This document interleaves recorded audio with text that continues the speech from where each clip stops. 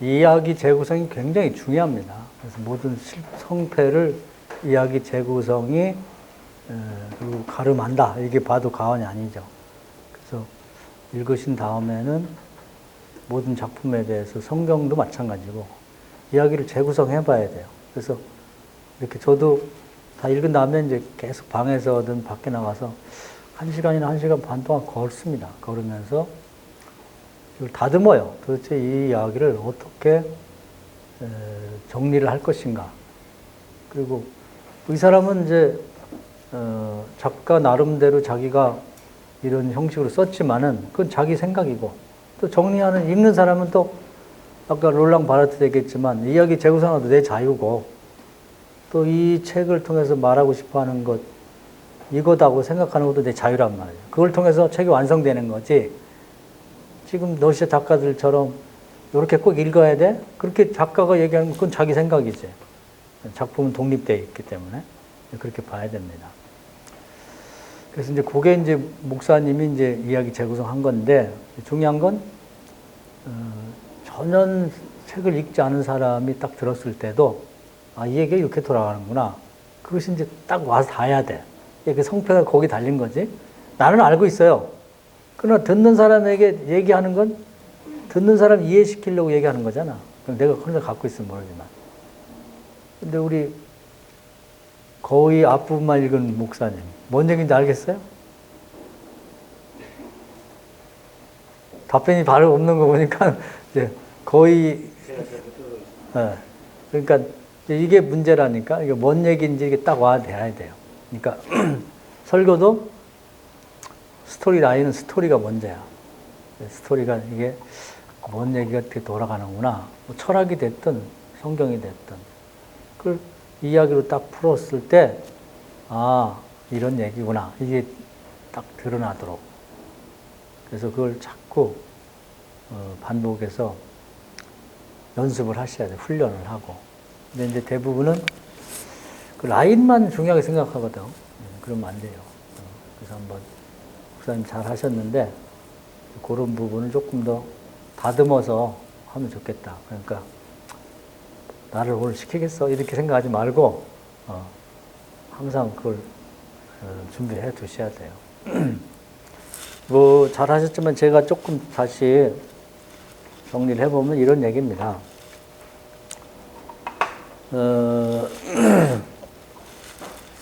치치코프라는 사람이 있어요. 이름이 길어요. 그러니까 간단하게 그냥 바벨 이바노비치 치치코프. 이렇게 길은 거야 도대체. 독일어.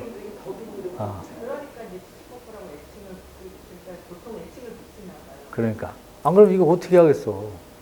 그냥 계속 얘기하다 보다 이거 이름 다 대다 보면은 시간 다 가게 생겼어. 그러니까 그러다 보니까 이름도 길고 말도 많은가 봐.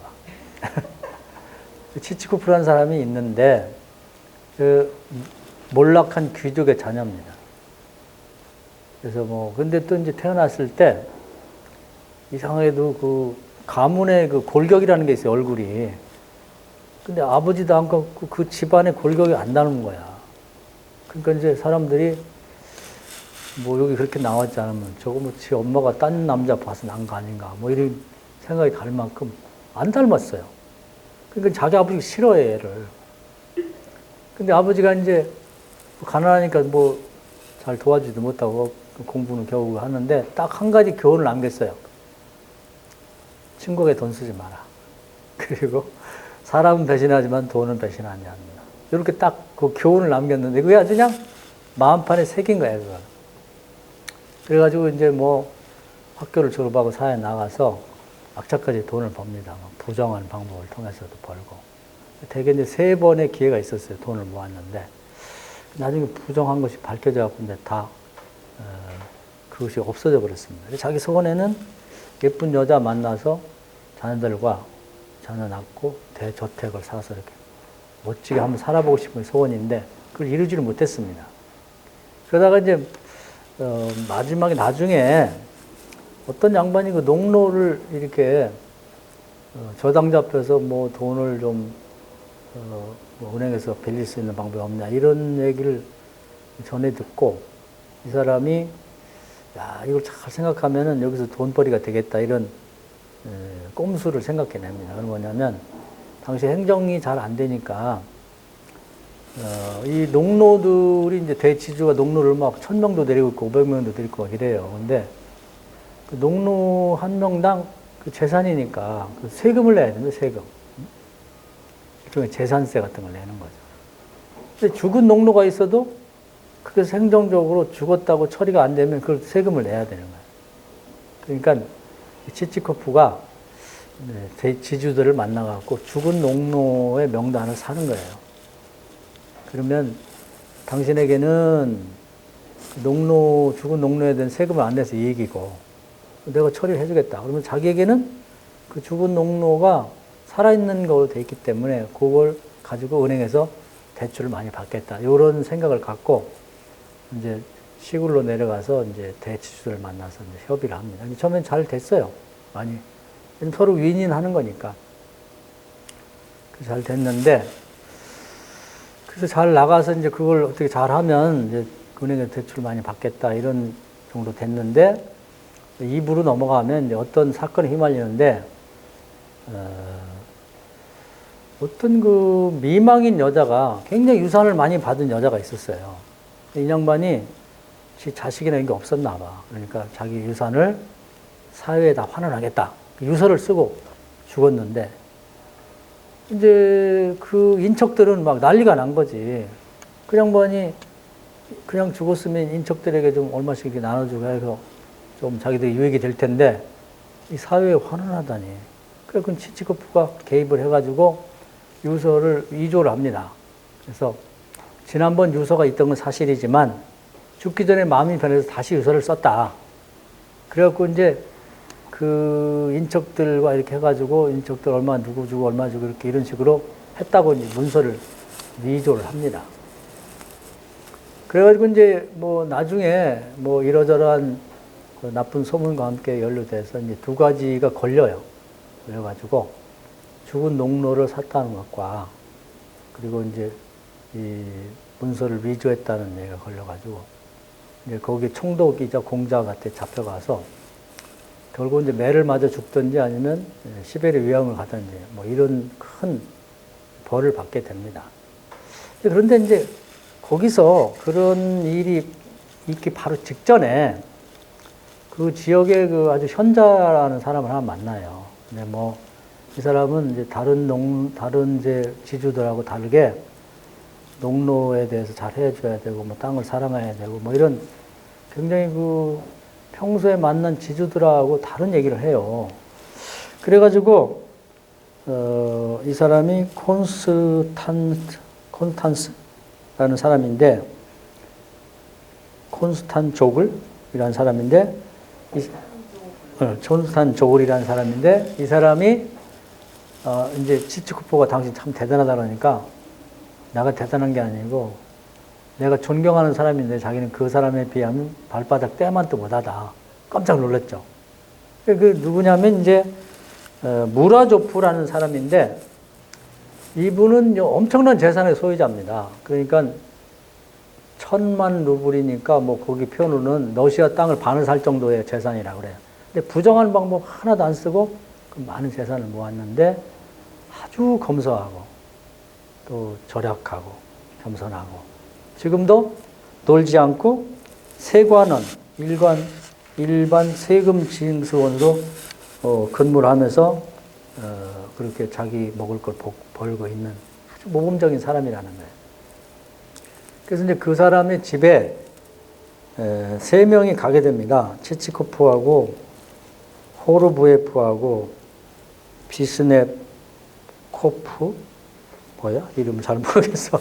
하여튼 이런 3사람이 가는데 그 밑에 나머지 마지막 사람 필요 없고 그 호르부예프라고 하는 사람하고 치치코프가 이제 거기 중요한 인물로 이렇게 등장이 되는데 호르부예프라는 사람이 이제 몰락한 귀족이에요. 한때 잘 살다가 그래갖고 이제 자기의 빚도 청산하고 하려면 10만 루블 좀 있으면 좋겠다고 그러면서 이제 한 신사한테를 하는데 무라조프가 쭉 얘기를 합니다. 그러면서 당신 같은 정신 상태를 갖고 그런 돈이 생겨도 당신은 금방 또 가난해질 거다. 응? 과거처럼 살면. 그러면서 뭐냐 얘기하면은 그렇게 살지 말고 내가 당신 가족들을 돌봐줄 테니 지금 어느 교회를 짓다가 좀 돈이 없어갖고 그러니까 몰락한 귀중은 거지나 마찬가지다.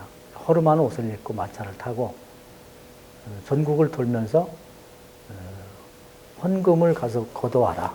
그러면서 그 농촌이나 일반 백성이나 농노들의 형편을 자세히 살피고 와라. 지금 총독을 비롯한 관리들이 전혀 그걸 모르기 때문에 좀 나라 꼴이 안 되는데 당신이 그런 경험과 지식을 갖고 오면 당신이 앞으로 크게 쓰임 받을 것이다. 그러면서 이제 좋은 얘기를 쭉 해요. 말하자면 여기 주제가 있는 거예요, 이 사람이. 설교, 무라드프 하는 얘기 중에. 그러면서 이제 그 옆에서 치치코프도 이제 많은 감명을 받게 됩니다. 그래도 이제 그건 한쪽으로 듣고, 치치코프가 그 사기치고 이제 하는 그걸 자기는 이제 놓지 않고 있는데, 그 딱 걸려가지고 이제, 총독이자 그 공작한테 잡혀가고 감옥에 갇혀 있어요. 그럴 때 무라드프가 와서 총독을 설득해갖고 치치코프를 풀어줍니다. 그럴 때 가장 그 인상에 남는 얘기가 뭐 아까 얘기됐지만은 죽은 혼에 대해 생각하지 말고 살아있는 혼을 생각하고 살라 이렇게 여기서 이제 그런 감동을 받고 이제 그 지역을 떠나게 된다 이렇게 되어 있습니다.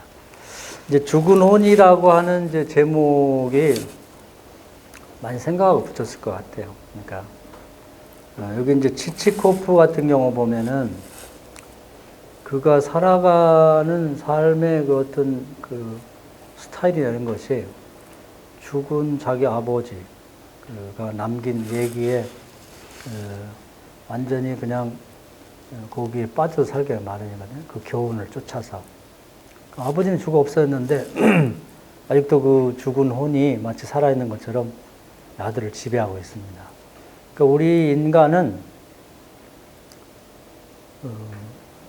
지금 살아가는 삶의 형태라고 하는 것이 알고 보면 누군가 죽은 사람이 남긴 교훈, 그것은 아버지일 수도 있고 또 할아버지일 수도 있고 아니면 철학자일 수도 있고 종교 지도자들 수도 있죠. 거기에 기대어 이제 그 노예처럼 살아가고 있죠. 거기에 따라서. 근데 치치코프는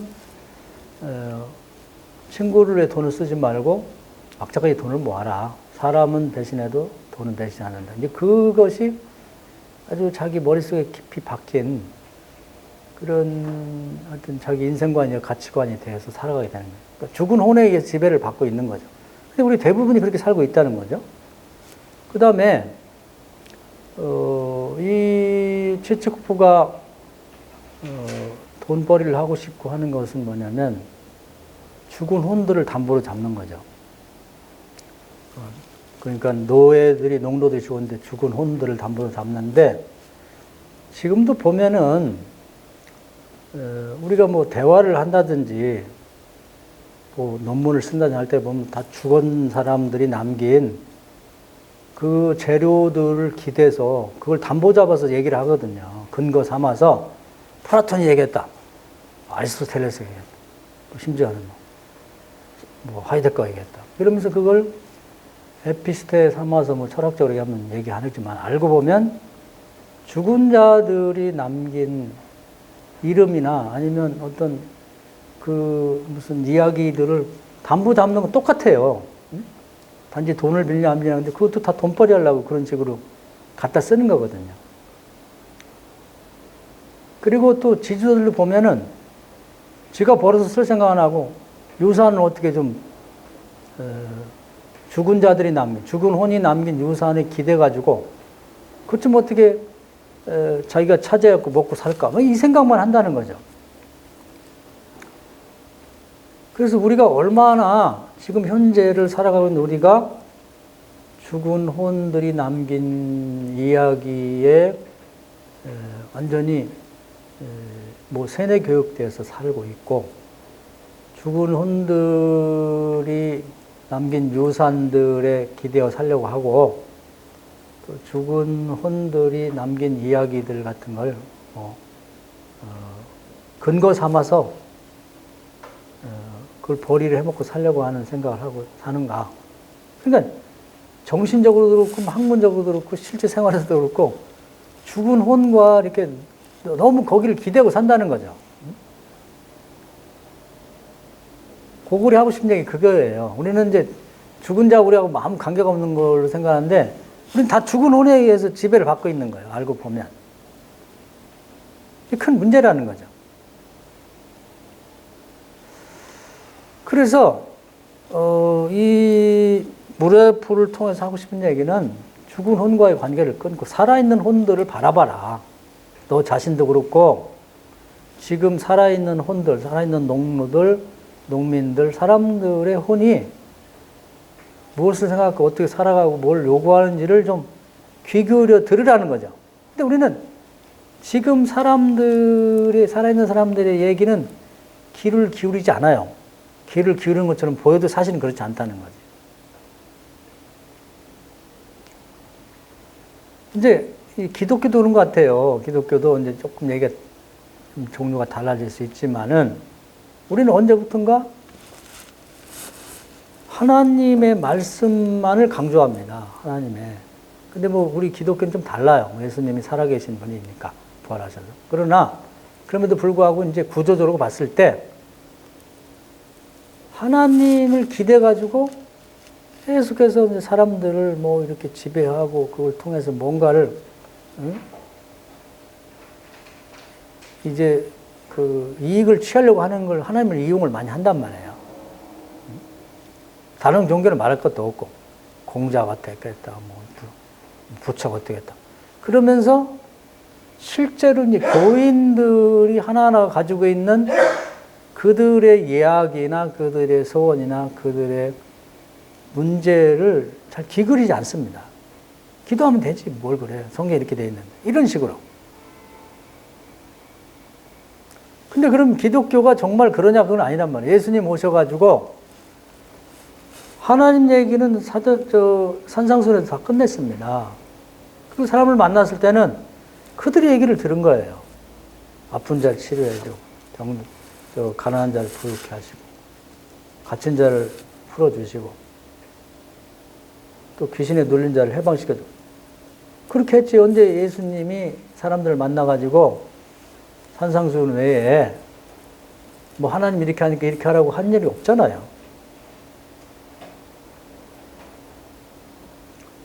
그래서 이제 제가 성경 읽을 때 이제 강조하는 건 기도를 가르쳐라, 기도.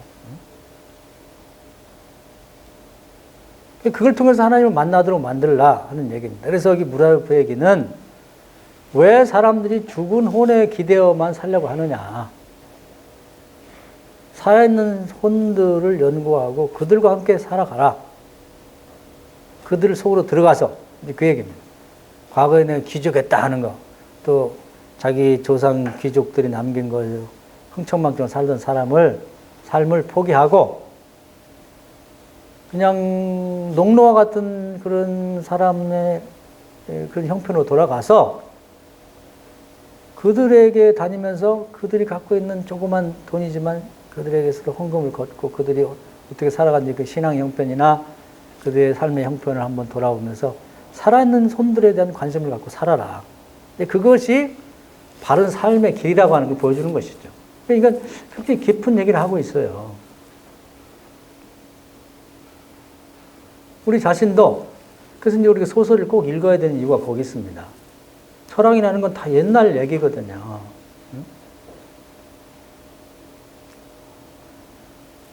하이데거를 빼놓고는 거의 옛날 얘기나 마찬가지인데 소설은 현실을 얘기합니다. 그들이 갖고 있는 리얼한 그런 현재의 혼들이 갖고 있는 문제를 아주 극적이고 적나라하게 보여주기 때문에 소설을 읽으면서 인간을 이해하게 되고 살아있는 혼들을 이해하게 되는 거예요. 이해가 되시죠? 철학만 한 사람들은 몰라요, 그걸. 신앙만 한 사람도 몰라. 귀족적이야, 다. 그리고 죽은 혼들이 남긴 걸 가지고 결국은 이제 그걸 담보 잡아갖고 농노들을 수탈하는 형식으로 교인들도 쥐어짜고 힘들면 뭐 힘들어 달달 볶아야 된다. 이런 얘기가 어떻게 나올 수가 있냐는 거지. 그래서 자기가 아무리 많은 그런 걸 갖고 있다 할지라도 이 무라조프처럼 자기의 아직도 건강하니까 세금 징수로서 열심히 일하는, 그래서 그들의 삶에 같이 참여하는 그런 삶을 사는 것이 바른 삶을 산다는 거죠. 내가 목사인데 말이야. 내가 이러면 어떻게 하냐. 그게 아니고 삶의 현장으로 내려가서 그들과 함께 어울리면서 살아있는 혼을 바라보라는 거예요. 근데 하나님도 사실은 그들에게 하는 게 나한테 하는 거예요. 세상에 지극히 작은 자에게 한 것이 나에게 한 거라고 분명히 얘기했는데 그런 얘기는 귀담아 듣질 않아요.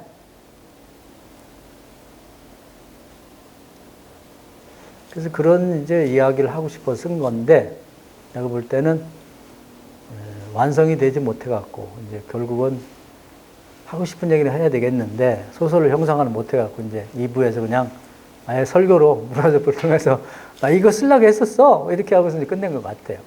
좀 아쉽긴 하지만 굉장히 중요한 주제를 다루고 있다. 우리가 얼마만큼 죽은 혼에 기대어 사는가, 그걸 이제 심각하게 보여주는 거죠. 시작은 뭐 거창하게 용두사미가 됐어요. 자세하게 이렇게 나갔는데 마무리가 잘 안 돼요. 너무 크게 벌려가지고 그렇게 된 것 같아요. 근데 이제 그런 점에서 우리에게 이제 보편성을 갖고 있습니다. 과연 우리는 내 삶의 근거와 목표는 어디에 있는가? 목사로서도 그렇고 또 부부관계도 그렇고 자식관계도 그렇고 과연 그 아이들에 대해서 알고 있는가? 대부분 아버지들은 대화가 안 되더라고 또 자식들하고. 잘 안 돼요. 나오잖아. 죽은 혼에 기대하고 야 이놈아 하나님이 그러면 너 혼난다 그랬습니다. 이렇게.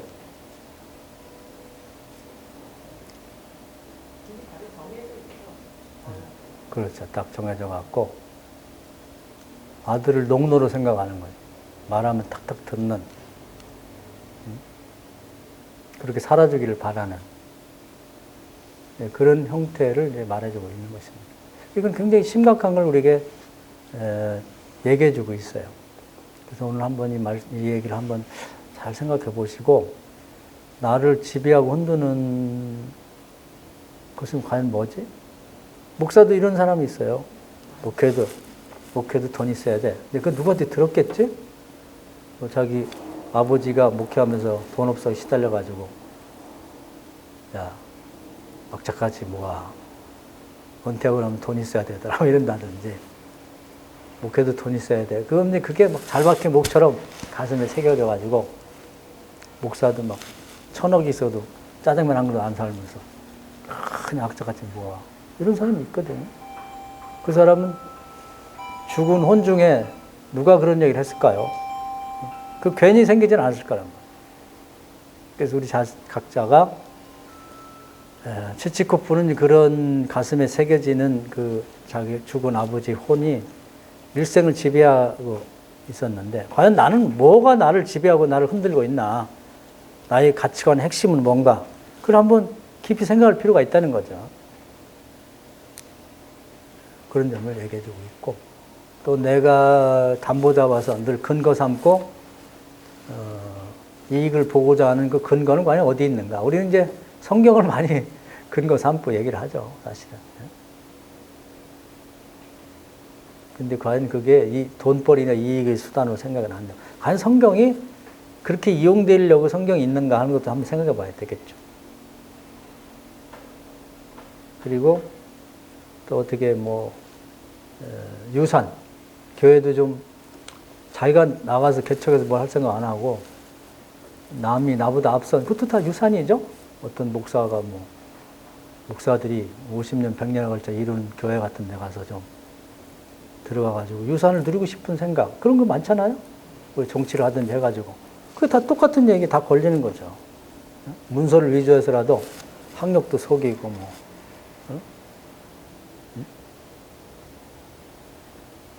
거기 기대고 살고 싶은 거죠. 그러면서 백성들 생각을 안 해요. 교인이 떠나가든 시험 들건 교회를 포기하고 에이 더러운 교회 안 다닌다고. 그래서 세상에 나가든 관심이 전혀 없습니다.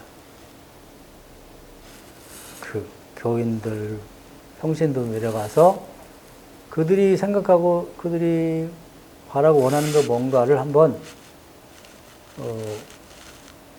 거기 내려가서 거지의 옷을 입고 한번 앉아서 들어봐야 되는데 전혀 그런 마음이 없는 것이죠.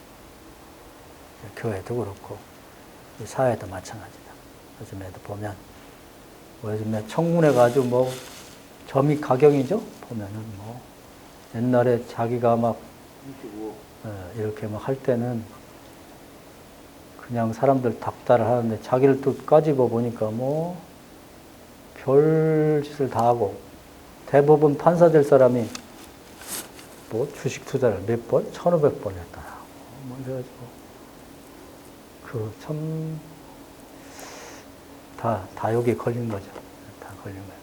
아니 그렇게 돈이 필요한가? 공직자들이? 그것도 이제 어떤 죽은 혼의 영향을 받았을 거예요. 공직자도 돈 있어야 되더라. 아버지가 죽으면서 얘기했는데, 할아버지가 얘기했는데, 모르지만은, 죽은 혼에 이만큼 우리가 지배하고 있다는 얘기를 심각하게 달아주는, 좋은 소설입니다. 근데 이제 형상화가 다 안 되고, 중간에 이렇게, 미완성으로 끝나서 좀 아쉬운데, 그만큼, 우리 과거에 지킬 박사와 하이드라는 책이 제대로 완성되지 못한 작품인데도 주제가 워낙 뛰어나요. 그렇기 때문에 그 이제 지금도 명작으로 알려지고 있는데 이것도 뭐 전혀 작품으로서 인정받지 못할 만큼 미완성인데도 불구하고 주제가 뛰어나다 보니까 이게 이제 지금까지 명작으로 알려지고 있습니다. 그래서 러시아 소설 얘기할 때는 뺄 수 없는 다른 뭐 외투나 검찰관은 괜찮은데 제가 볼 때 그래도 이 사람을 얘기할 때는 이 작품을 읽어야 되겠다 싶어서 이제 택했는데 괜찮은 것 같아요. 그 생각하시고 한번 그냥 넘어가지 말고 한번